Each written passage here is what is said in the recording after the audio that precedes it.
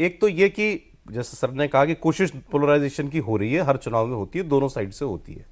अब कांग्रेस पार्टी के पास मुस्लिम वोट जा रहा है, मुसलमान ने, आप सब ने कहा कि मान लिया है कि राष्ट्रीय स्तर पर भी और महाराष्ट्र में क्योंकि बड़ी पार्टी कांग्रेस है तो वो ऑब्वियस चॉइस है मुसलमान। बड़ी पार्टी नहीं है वहाँ महाराष्ट्र में, सब बराबर है उन तीनों में बराबर है सर। नहीं 102 सीटें चले बराबर मान लें आप, 96 उनकी है तो सबसे ज्यादा सीटें कांग्रेस की, 13 MP कांग्रेस के हैं, तो महाविकास आघाड़ी कांग्रेस एक ऑब्वियस चॉइस है, उन्हीं के पास जाना है कांग्रेस, मुसलमानों को क्लियर हो गया। और एक मुश्त जाना है, ये अपील मौलाना लोग सब लोग खुलकर कर रहे हैं। बीजेपी खुद ही कहती है जिहाद होगी हमारे खिलाफ। ये लोग क्या एकजुट कर पाने में कामयाब होते दिख रहे हैं? हमको बताइए कि ये दोस्त हैं महाराष्ट्र महाविकास आघाड़ी के या कांग्रेस के, या दुश्मन हैं? क्यों? बीजेपी तभी काउंटर पोलराइजेशन कर पाती है जब मुसलमान एग्रेसिव रूप से सामने आता है।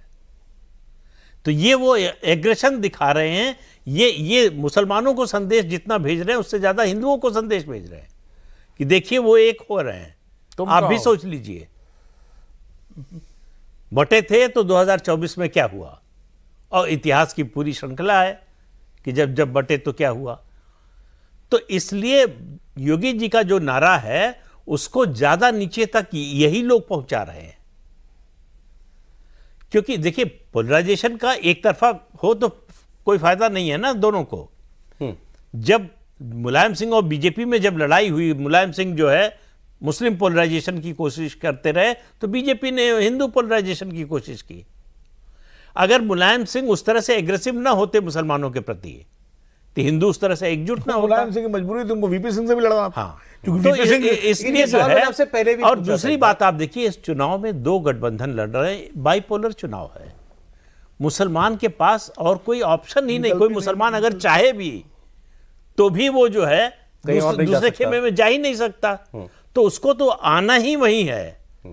तो ये आप अपनी दुकान चलाने के लिए सब कर रहे हैं और जो करने दे रहे हैं। जीशान सिद्दीकी तो अब इधर आ गया और नवाब मलिक भी आ गए, नवाब मलिक भी आ गए, तो अब इसमें तो फंस गया मामला। अब वो मुसलमान किसको वोट देगा?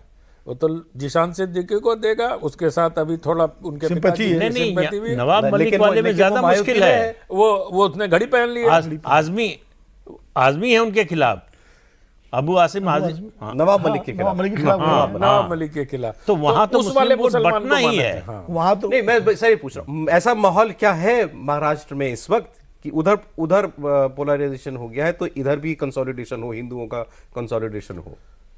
अब ये तो कहना बहुत मुश्किल है कि होगा कि नहीं, ये नतीजों से समझ में आएगा। नहीं, लेकिन उधर पोलराइजेशन की हम कह रहे हैं कि जरूरत नहीं थी मुस्लिम पोलराइजेशन की।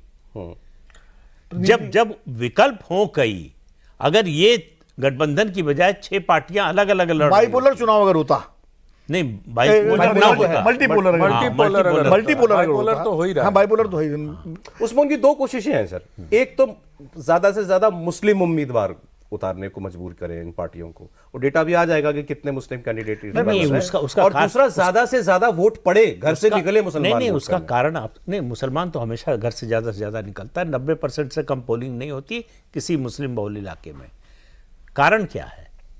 मुसलमानों में खासतौर से महाराष्ट्र की बात हो रही है, बहुत ज्यादा नाराजगी है कि 48 लोकसभा सीटों में से एक भी सीट अघाड़ी ने जो है किसी मुस्लिम उम्मीदवार को नहीं दी, एक भी उम्मीदवार नहीं बनाया। जब लड़ाई नहीं तो जीते कहां से? तो जो सवाल है कि जब सब वोट आपको देने को हम तैयार हैं, तब भी आप उम्मीदवार देने को तैयार नहीं हैं। और अलग अलग तरह के अनुभव हैं।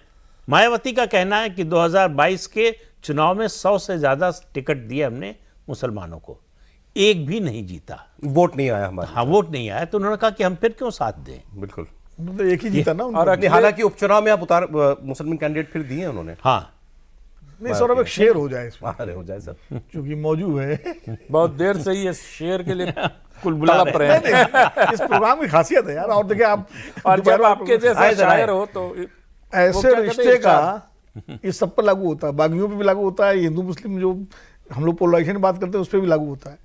ऐसे रिश्ते का भरम रखना कोई खेल नहीं है, ऐसे रिश्ते का भरम रखना कोई खेल नहीं, तेरा होना भी नहीं और तेरा कहलाना भी है। क्या बात है सर, वाह। ये तो बिल्कुल अगर फिट किसी पे बैठता तो अजीत पवार पे